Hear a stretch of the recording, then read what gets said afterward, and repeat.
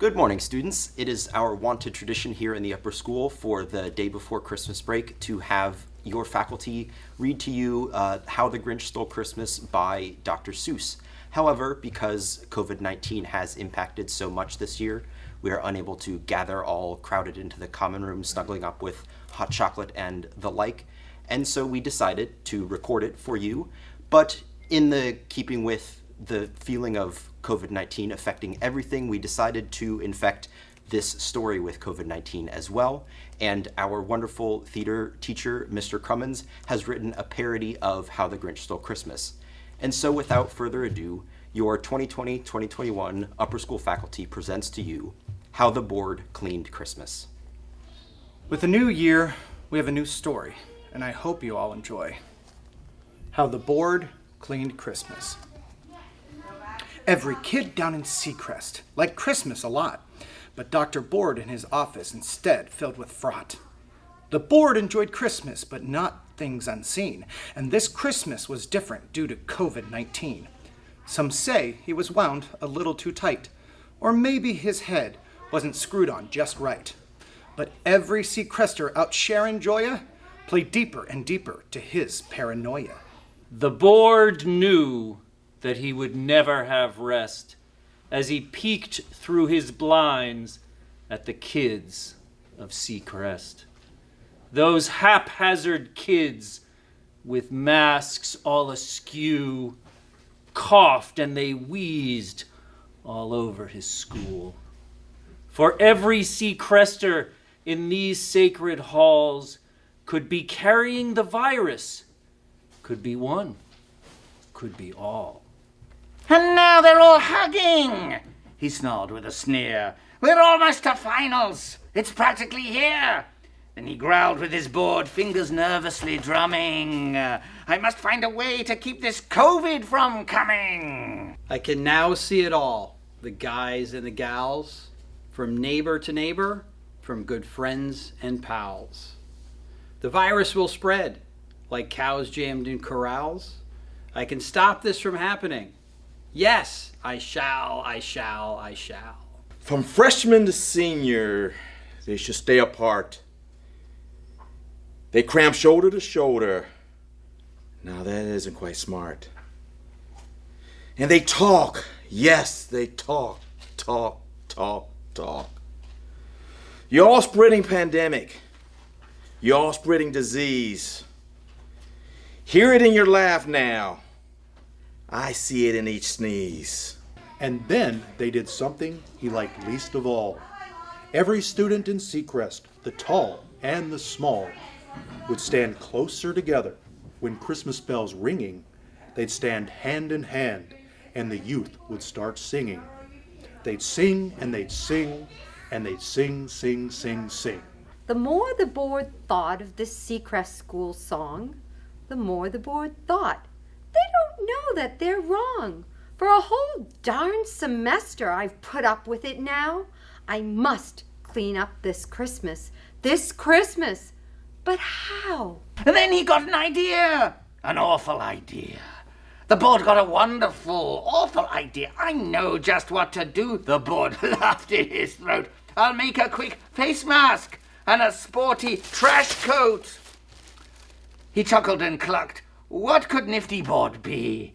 With this coat and this mask, he must be CDC. All I need is a patsy. The board looked around, but since class had just started, no teacher was found.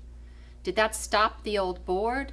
Now the board simply said, if no teacher will do it, Miss English instead. So he called the secretary and dressed her, oh how she. With glasses, she looked just like Anthony Fauci. Then he loaded some bags. His eyes, how they gleamed, with her by his side was trapped little Miss English. Then Board, tally-ho, with his vial marked Purell, went toward teachers' rooms like a bat out of hell. All their doors were all closed. A lull filled the air. All the students were learning great truths without care. When he came to the first little room, which is where, this is stop number 1, the old Bootsy Board hissed, as he swung open the door, bottle in fist. He stepped in the room, he went walking toward the front of the students, went garumphing that board, but did not see that book on the floor, and went sprawling forward. But that was before he caught himself, straightened, and then said quite slow, "These textbooks," he boarded, "the first things to go." And he slithered and slunk with a smile most grand around the whole room and in every hand. He spritzed antiseptic, he swiped Lysol wipes. He scrubbed down the walls, he sprayed all the pipes. For everyone who could even be sick did get some of what he called the precious liquid. He ripped down the posters for the germs may exist, and he scooped up the backpacks. The kids looked quite miffed. But Nicholas Pohl, he quite did his best. He asked Dr. Board to give it quite a rest. But Board tore down the signs rooting for Minnesota Twins and stuffed it away saying, "Oh yes, sir, I win." But you heard no guffawing, you heard no 3 cheers. Dr. Board with Miss English left Pohl heaving tears. Then he slid out the room, rubbing his hands with glee. "And now," grinned the Board, "it's time for MZ." Flew the door off the hinges as he gave it a shove, but heard once inside a coo like a dove. He turned around fast and saw that was when he saw the big eyes of Dr. Bowden. The Board was confronted with one who could be the one to stop the madness, sipping on tea. She stared at Board and said, "Dr. Board, why? Why are you taking our stuff away? Why?" But you know that old Board was so smart and so slick. He thought up a lie, and he thought it up quick. It was simple, he thought. I just have to try. Why, my sweet little tot, the fake scientist lied. I just was informed by the SPA that they need all these things to be taken away. But later this week, they'll all be replaced, my dear. They'll buy all new things, and they'll bring 'em all here. His fib fooled the woman. He patted her head, and he gave her more tea and went right ahead, filled the rest of the school up with dread. Not once did he stop, not once did he tire. He glistened each surface with soap and admired. Their walls he left nothing but hooks and some wire. Each room he left empty, his walls looked so vague.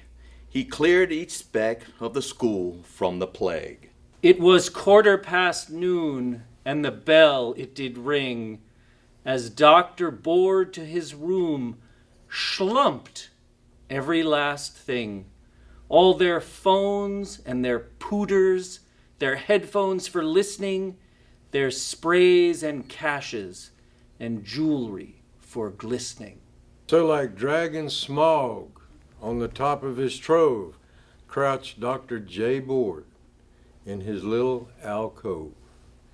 Pooh-pooh those kids, he was boredily humming. They're finding out now that no Christmas is coming.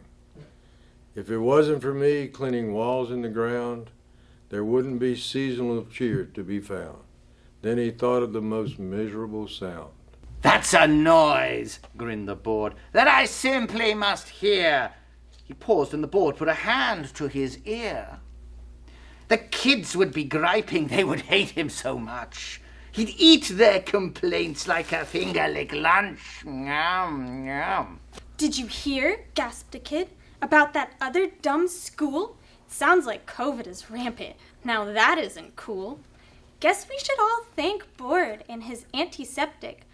Or we could all be home and completely sick with corona or measles or chickenpox, watching class from a webcam stuck in our socks. The kids were all thankful he wasn't a jerk. All his cleaning and fussing, well, it proves that it works. They'll give me the gifts, they'll throw a parade. 'Cause of me they are germless, 'cause of me they are safe. But there in the corner peeped English dash miss. But Board, you don't seem to understand this. They wear their masks. They stay 6 feet apart. Because of them, not your cleaning. They're safe and they're smart. And what happened then? Well, at Seacrest, they say, that the board super cleaning got a little less insane. He found he unwound just a little less tight. He could trust in the students. He could trust in them, right? So he brought back the books and decked every wall. And the kids there at Seacrest had Christmas after all. That's the end of this story. I think that was plenty. Let's move on from this trash fire that was deemed 2020.